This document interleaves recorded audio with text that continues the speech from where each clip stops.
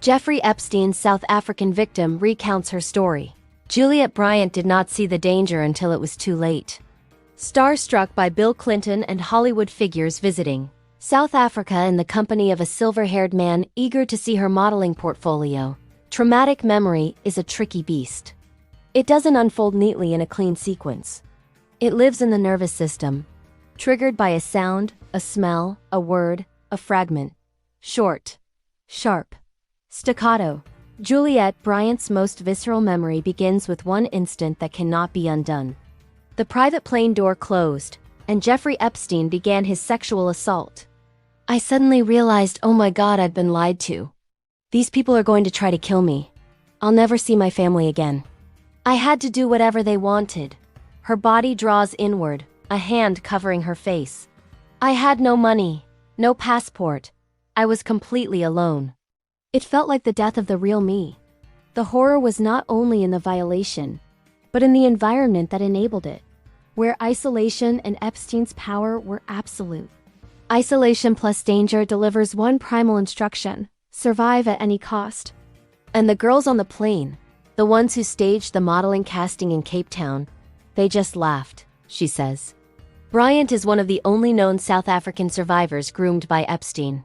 Her 2-year ordeal, intermittently from 2002 to 2004, still haunts her. She sits at the intersection of Epstein's global crimes, U.S. institutional failures, and an unfinished accountability process abroad. It began on the 26th of September 2002.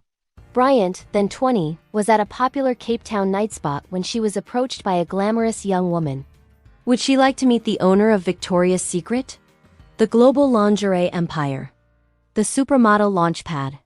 Bryant was a psychology student and an aspiring model. Ambitious, beautiful, financially strained, emotionally vulnerable. She was Epstein's type. She was taken to Beluga, another trendy Cape Town eatery, where she was introduced to former U.S. President Bill Clinton, in town on an African tour focused on HIV, AIDS, and development.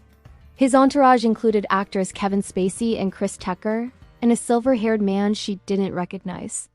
I'd never met a celebrity, let alone a president, Bryant says.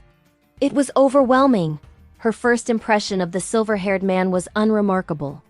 I didn't really notice him. He just seemed like a middleman. He looked shorter than me and wore sneakers. But he was charismatic and seemed genuinely interested in me. That man was Jeffrey Epstein.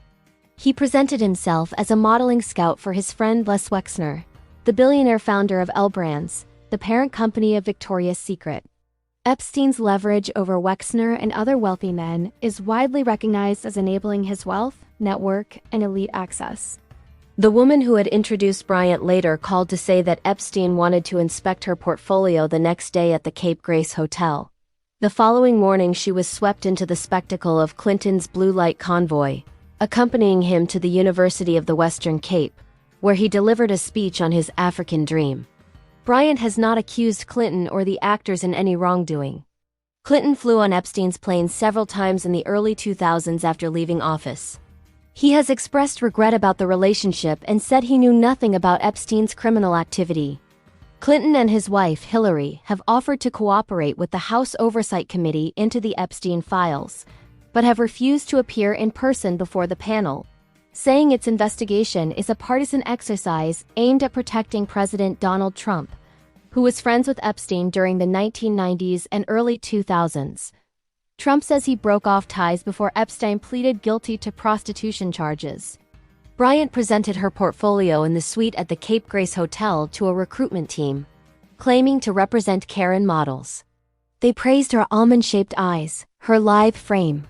Epstein was especially complimentary. 2 weeks later, with a visa arranged and a ticket paid for by Epstein's staff, she flew to New York, her first overseas trip to launch her international career. By then Epstein had already ingratiated himself with Bryant's mother, Virginia, reassuring her in a 30-minute phone call that her daughter's education and welfare would be taken care of. After an overnight flight to New York, Bryant was told to pack a small bag for the Caribbean. I thought I'd been booked for my first shoot. A car drove me straight onto the runway at Teterboro Airport, without going through customs. Flight logs show Epstein's jets used Teterboro hundreds of times. Bryant later discovered her name had been omitted from the manifest. "If I had disappeared," she says, "no one would have known what happened to me." Only when the plane door closed did she learn the truth. The 3 recruiters from Karen Models were not scouts at all. In several interviews and in a civil suit against Epstein's estate, Bryant has identified 2 of these women as his co-conspirators, Sarah Kellen and Leslie Groff. Both Kellen and Groff were named as unindicted co-conspirators in Epstein's 2007-8 Florida plea deal. Neither has faced prosecution, but survivors have named them in civil lawsuits. Epstein's ties to Karen Models were also linked to French model scout Jean-Luc Brunel. Arrested in 2020 on charges of rape, sexual assault, and trafficking young girls to Epstein, Brunel was found dead in his prison cell in 2022. Like Epstein, his death robbed survivors of the chance to understand the full machinery behind the abuse. "Things happened that scared me so deeply I can't even talk about them," Bryant says. Epstein was demonic. He fed off the terror. Juliette Bryant was 20 years old when she was first trafficked by Jeffrey Epstein to his Caribbean island. The abuse began after the plane door closed. Epstein, the Brooklyn-born college dropout, who became a maths teacher and then a financier, had perfected a calculus of control, manipulation, and abuse. It weaponized geography and engineered dependency, always under the shadow of disappearance. "He told me he was a CIA agent," Bryant recalls, "that my family was on a list and that he could set me up to be arrested or eliminated. I believed him. I had no choice. No one dared disobey him." As court records confirm, Epstein flew Bryant to New York, to his Little St. James Island, and to his Palm Beach, Paris, and New Mexico properties. She recalls seeing dozens of foreign young women and girls at various locations, many unable to speak English and kept isolated from one another. Bryant believes Epstein was not the ultimate architect of the abuse. He was a frontman, shielded and directed by more powerful individuals and organizations. "He played the role," she says. But the machinery behind him was enormous and sinister. She believes it is still operational. The self-styled master of the universe was also a master fabulist, presenting himself as a philanthropist and scientific visionary. He even employed a publicist, Christina Galbraith, who posed as a science writer. Her bylines in outlets like Forbes, HuffPost, and National Review praised Epstein as a businessman with a passion for science, omitting his 2008 conviction as a sex offender. After a 2019 New York Times investigation, the publishers removed the articles. Even after his claims to scientific expertise were debunked, and after his 2008 sweetheart deal conviction, Epstein remained a force in the world of science. He sponsored conferences, funded university programs, and kept close company with an elite coterie of Nobel laureates, scientists, philanthropists, philosophers, and technologists. They were drawn to him like sunbirds to nectar, sipping from a poisoned chalice as he fed, feted, and financed them. He donated millions to Harvard's program for evolutionary dynamics and about $850,000 to the Massachusetts Institute of Technology. He also inserted himself into Silicon Valley's broligarchy, tech titans, venture capitalists, and transhumanists. He embedded himself as the conduit between capital and innovation in an ever-expanding sphere of power, even as the shadow of his crimes loomed publicly over him.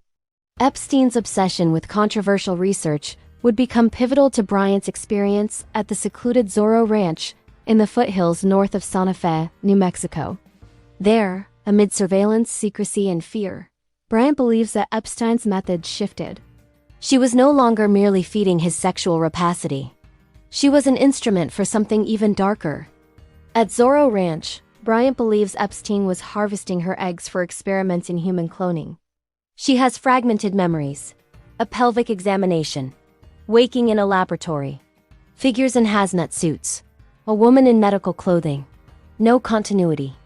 No context, only sensation. These recollections can be dismissed as trauma-born delusions. Epstein was a teetotaler, but he may have drugged her. New Mexico legislators have proposed a truth-finding commission to investigate Zorro Ranch. Media reports also lend eerie resonance to Bryant's fragmented memories. In 2019, the New York Times reported Epstein's obsession with transhumanism, the belief that technology can transcend biological limits. From genetic engineering to artificial intelligence and the quest for immortality, the roots of transhumanism reach back to eugenics with its ambition to perfect humanity, and to Nietzsche's vision of the Bermensch, a superior, self-determining human. Epstein's obsession with transhumanism and cryonics mirrored these impulses. The Guardian and Vanity Fair reported that he wanted to impregnate as many as 20 women at Zorro Ranch with his sperm. He also reportedly requested that his head and penis be preserved after death, a grotesque reflection of his obsession with control, sexualized power, and legacy.